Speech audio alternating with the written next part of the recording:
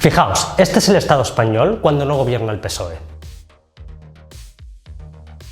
Y en este mismo instante, justo aquí, comienzan a gobernar los socialistas. Vemos cómo se llevan por delante la economía, la concordia, la unidad, el dinero, una auténtica limpieza, no me digáis que no. Y es que cada vez que los socialistas cogen el timón del país, hay que echarse a temblar. Un partido con una larga y tenebrosa historia que jamás se ha dado por vencido en su afán por destruir la nación. Les excita reventar el país para que luego lo arreglen los que vienen detrás. Pero la gente ya se cansó de verles destrozar España y el PSOE no ha vuelto a ganar unas elecciones desde el año 2008. Y ellos tenían que volver de alguna forma, porque sus ansias de destrucción no se contenían más. Y la única forma era aliarse con todos los que, como ellos, desean cargarse este país. Y si no tuvimos suficiente con el indigente mental de Zapatero, la mejor forma para capitanear la nueva destrucción de España era coger a un completo inútil, enfermo de ambición y sin escrúpulos, Pedro Sánchez. Pero no nos equivoquemos, Pedro Sánchez no está solo en esto, es el ADN del PSOE, está en sus genes, es un trabajo en equipo el no dejar descansar en paz al país y joderlo cada vez que gobiernan. Así que hoy vamos a hablar de la ruina a la que nos enfrentamos cada vez que gobiernan los socialistas. Cómo consiguen tirar abajo todo lo que construyen los españoles con mucho esfuerzo debido a su tradición golpista y criminal.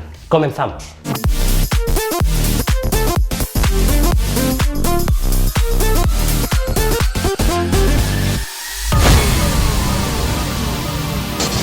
Antes de nada quiero dar la enhorabuena al PSOE y a Pedro Sánchez por el fantástico resultado que Pinocho Tezanos le da al CIS, nada menos que un 33% y 150 diputados. También nos indican desde la NASA que gana en Marte, en Júpiter, y nos ha llegado un mensaje encriptado de radio de la sonda Voyager 2 que dice que el PSOE también ganaría en un exoplaneta cercano a la nebulosa de Orión.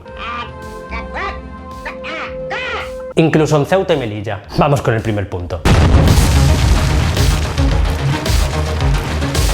El PSOE es especialista en destruir todo rastro de buen funcionamiento de la economía. Su especialidad es coger una economía saneada y en crecimiento y hundirla en la miseria. Felipe González dejó cuando se fue del gobierno un 20% de paro, un déficit del 5,5% y la caja de la seguridad social quebrada, sin hablar de la famosa retahíla de casos de corrupción como los fondos reservados, los GAL, el terrorismo de Estado financiado por el Ministerio del Interior y del que el señor X salió indemne. Después de que el PSOE dejara el gobierno, el paro bajó casi 10 puntos. El déficit se redujo casi a cero y el país empezó a crecer al 2,5%. Pero después llegó nuestro amigo ZP para volver a dejar el paro en el 24%, que por la inercia de la herencia recibida llegó hasta el 27% 2 años después. Y tras bajar de nuevo en esta ocasión casi 12 puntos, el PSOE volvió a la carga con una moción de censura para volver a provocar la mayor destrucción de empleo en 3 años, es decir, desde el inicio de la recuperación. Yo siempre me he preguntado una cosa.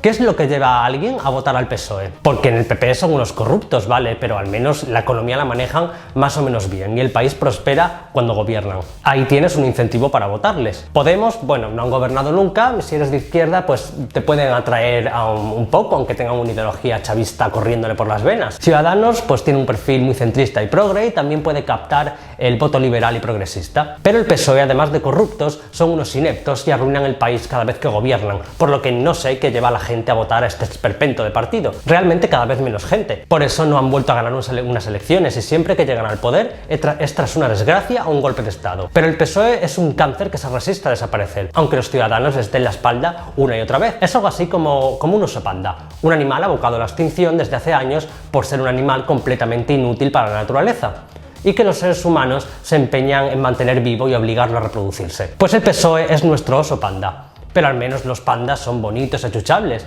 El PSOE lo más parecido a un animal que tiene es Carmen Calvo, que guarda ciertas similitudes con un critter, que encima ni siquiera es un animal. Como he dicho, en enero se ha iniciado la destrucción de empleo que tanto gusta al PSOE, porque no creáis que lo hacen solo por ineptos. Su estrategia es la de siempre, convertir a España en una inmensa Andalucía llena de parados y dependientes del Estado para crear votos fieles que tengan la barriga llena. No soportan estar fuera del poder, pues como he dicho muchas veces, consideran el país suyo y por supuesto crear una masa de votantes atontada con leyes educativas sectarias y adoctrinadoras, rebajando al mínimo el nivel educativo y premiando al fracasado. Aquí podemos ver un gráfico sobre el paro en los distintos gobiernos. El PSOE convierte la gráfica en una auténtica montaña rusa y no de emociones. También gracias al nuevo gobierno del PSOE, Pedro se va dejando un inmenso agujero en las cuentas de 16.000 millones, que por supuesto no tendrán que arreglar ellos, y por primera vez desde 2013 Es decir, desde que se inició la recuperación, la industria española entra en recesión. Pero oye, que igual es coincidencia, porque todas las crisis le tocan a los pobres socialistas.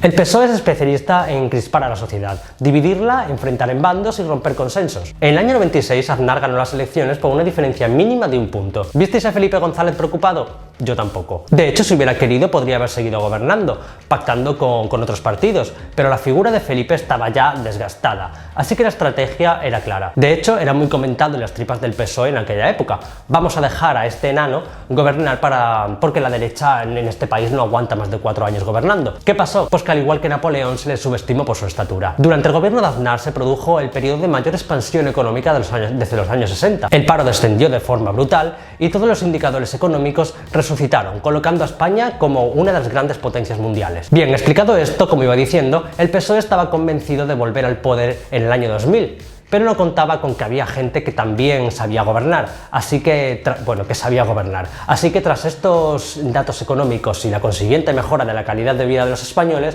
ocurrió la pesadilla que nadie esperaba en el PSOE. El PP ganó por mayoría absoluta en el año 2000 y seguro que todos notasteis un cambio en el panorama político en ese año, ya que fue a partir de ahí cuando los socialistas se propusieron volver al poder para no soltarlo jamás, ya que vieron que la derecha también podía ganar. Fue ahí donde nacieron las leyes ideológicas que luego explicaremos, y cuando los socialistas se lanzaron a la calle por cualquier cosa contra el gobierno, ya que la estrategia del PSOE era culpar absolutamente de todo lo que pasara en España al gobierno. La oportunidad de oro vino con el accidente del Prestige, el mayor accidente ambiental ocurrido en España y del que el PSOE supo sacar tajada como nunca. Como siempre, los socialistas son expertos en simplificar problemas para culpar a otros, y en este caso redujeron el accidente a que había sido culpa del PP por alejarlo de la costa. No te contaron, por supuesto, que el Prestige era un petrolero griego con bandera de las Bahamas, que realizaba un trayecto desde Rusia a Gibraltar y que se hundió debido al mal estado del mismo, y cuyo único culpable fue, según la sentencia, su capitán, que conocía el deplorable estado del buque. El accidente habría ocurrido igual si se hubiera alejado o acercado a la costa, pero el PSOE supo rentabilizar esta catástrofe. No le sirvió de nada, así que Antonio Miguel Carmona propuso una alternativa: fue hundir otro Prestige. El accidente del Jack 42 fue otra ocasión del PSOE para rentabilizar electoralmente otra desgracia.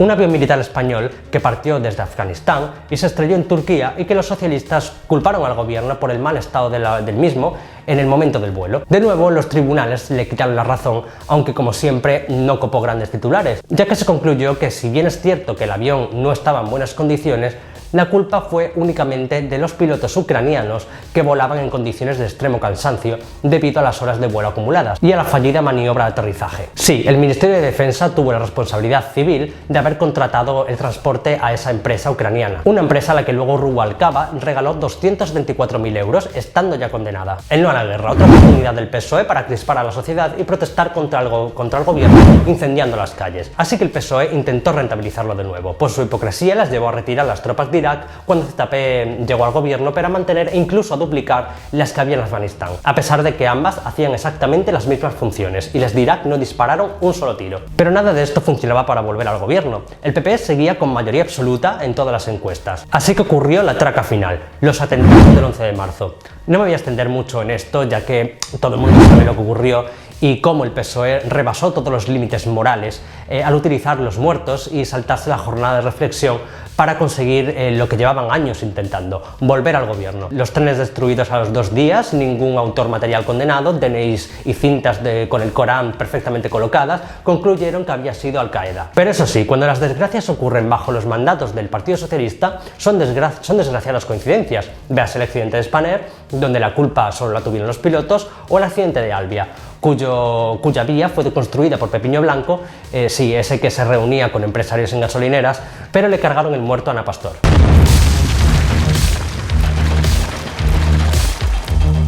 Las leyes ideológicas y la politización de colectivos ha sido clave en el PSOE desde que ZP llegó al poder. Siendo conscientes de que habían perdido a la clase obrera, pues se dieron cuenta de que también votaban a la derecha, empezaron a poner etiquetas y a apropiarse de luchas sociales. Es el caso de los LGTBI, el feminismo, el antirracismo, etc. Los gays deben estar toda la vida agradecidos al PSOE y votarles hasta el fin de sus días porque les hayan permitido casarse. Y recuerda que si eres gay y no votas a la izquierda, no eres gay, eres un maricón y un bujarra. Al igual que si eres mujer y votas a la derecha, eres una alienada. Que nadie se engañe, el PSOE no defiende ni a los gays ni a las mujeres. El PSOE defiende a los gays y a las mujeres que les voten. Aunque si te toca Dolores Delgado para defenderte, pues date por jodido, porque a esa le da igual a quién votes, eres un maricón y punto. También se promulgaron otras leyes como la de la memoria histórica para dividir de nuevo a la sociedad en bandos.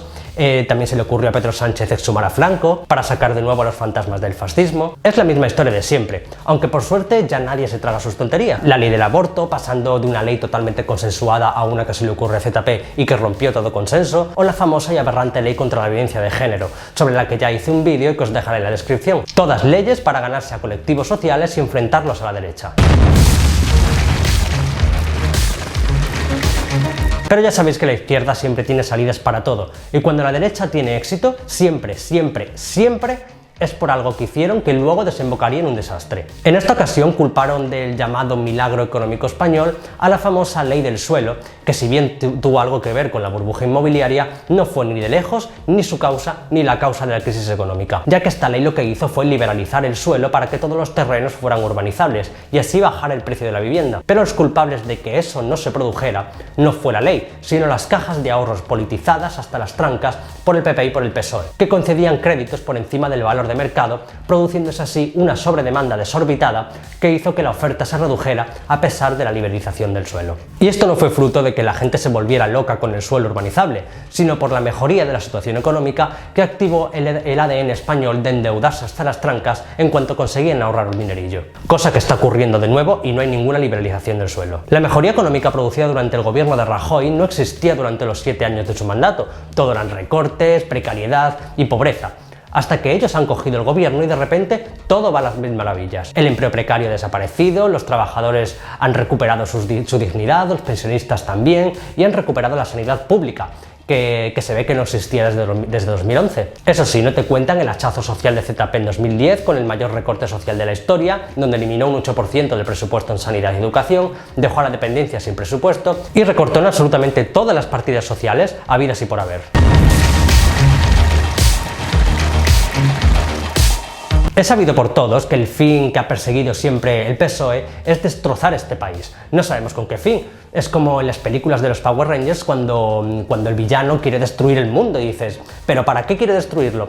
Pues no lo sabes, pero se lo quiere cargar. ¡Ha llegado el momento de conquistar la tierra! Pues esto es lo mismo. El PSOE siente tal profundo odio por España que nunca ha cesado en su empeño por desmembrarla. Sí, ya lo intentaron en los años 30, intentando convertir a España en un satélite de la URSS, o uniéndose al golpe de estado de Companys, con ZP destrozando al país moral, social y económicamente. Y ahora Pedro Sánchez ha intentado darle la estocada final gobernando con todos los que odian España: Podemos, independentistas y filoetarras. Las continuas bajadas de pantalones del gobierno ante los secesionistas, sus intentos por volver a la crisis económica o su intención de despertar otra vez en los muertos de la guerra civil así lo acreditan. Todo este lío separatista cogió aire cuando ZP dijo que aprobaría cualquier estatuto que saliera del Parlamento de Cataluña. Y cuando el Tribunal Constitucional tumbó parte de este estatuto, los indep se pillaron un cabreo de 3 pares de cojones. Y si a él se le sumamos que por primera vez en muchos años un gobierno tenía mayoría absoluta y no necesitó el apoyo de los nacionalistas, ya implosionaron y comenzaron de nuevo con el coñazo de la independencia, uniéndose a supremacistas y xenófobos,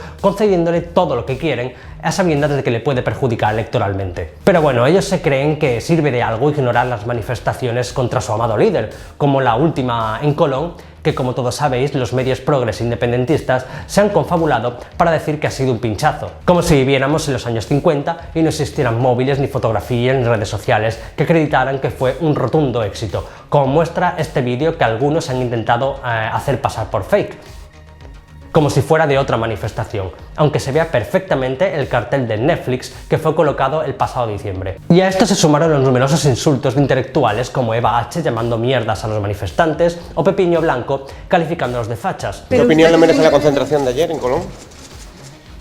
Uy, demasiado facha junto, para tan poca cosa.